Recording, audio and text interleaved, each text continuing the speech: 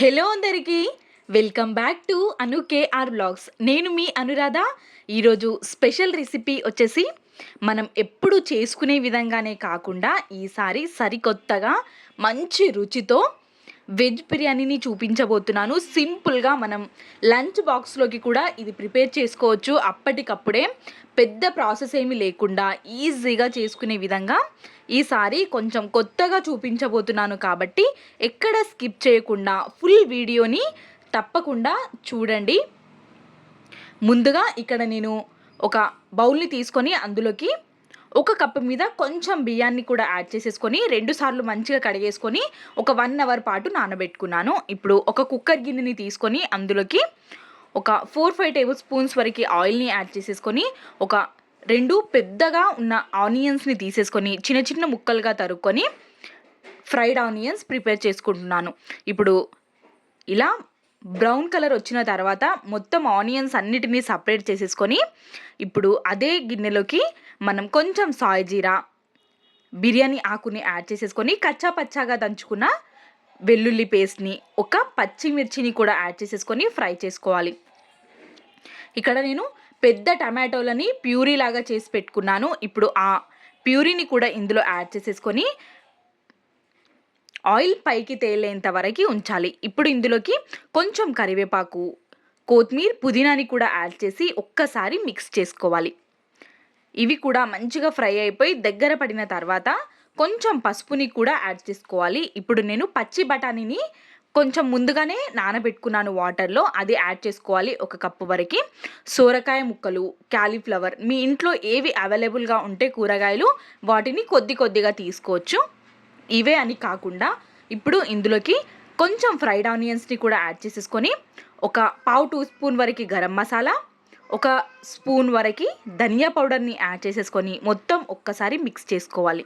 ఇప్పుడు టేస్ట్కి సరిపడా కారం, టేస్ట్కి సరిపడా ఉప్పుని కూడా యాడ్ చేసేసుకొని మొత్తం కలిసే విధంగా ఒక్కసారి కలిపేసుకొని మీగడ పెరుగుని మనం యాడ్ చేసుకోవాలి. ఒక 1.5 కప్పు వరకు మీగడ పెరుగుని యాడ్ చేసుకున్నాను నేను. ఇలా మీగడ పెరుగుని యాడ్ చేసుకోవడం వల్ల మంచి రుచి అనేది ఏర్పడుతుంది కాబట్టి మంచిగా ఒక్కసారి కలిపేసుకొని మొత్తం కొంచెం ఒక 50% వేగనివ్వాలి. వేగిపోయిన తర్వాత కుక్కర్ మూతని పెట్టేసుకొని దీన్ని పక్కకు ఉంచండి. ఇప్పుడు ఒక గిన్నెని తీసుకొని రైస్ వండుకోవడానికి నేను 1 గ్లాస్ మీద కొంచెం బియ్యాన్ని యాడ్ చేసుకున్నాను కాబట్టి ఒక 3.5 గ్లాస్ వాటర్ని యాడ్ చేసుకుంటున్నాను.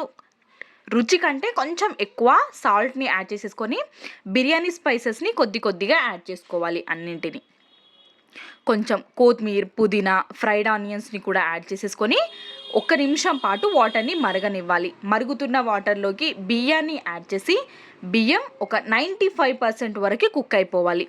మనం గంజిని ఉంపేసుకొని రైస్ ఉమ్మగిల్లడానికి పెట్టుకుంటాం కదా, అంత వరకు ఉడికితే సరిపోతుంది. ఇప్పుడు స్టవ్ ఆఫ్ చేసేసుకొని దీనికి పక్కకి పెట్టేసుకొని ఇప్పుడు మనం కుక్కర్ని ఓపెన్ చేసుకోవాలి. కుక్కర్లోకి మనం ఈ రైస్ని ఒక్కొక్క లేయర్గా వేసేసుకోవాలి.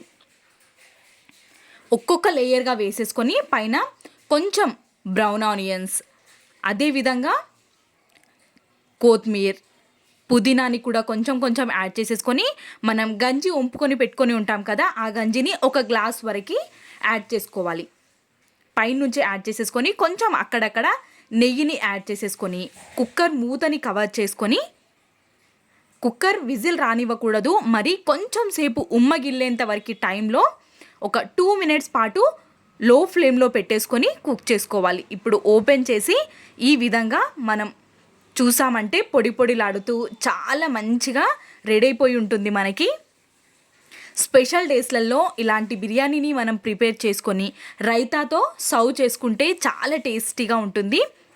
ఈ వీడియో మీకు ఎలా అనిపించిందో తప్పకుండా కమెంట్ సెక్షన్లో నాతో షేర్ చేసుకోవడం మర్చిపోవద్దు. అదేవిధంగా ప్లీజ్ సబ్స్క్రైబ్.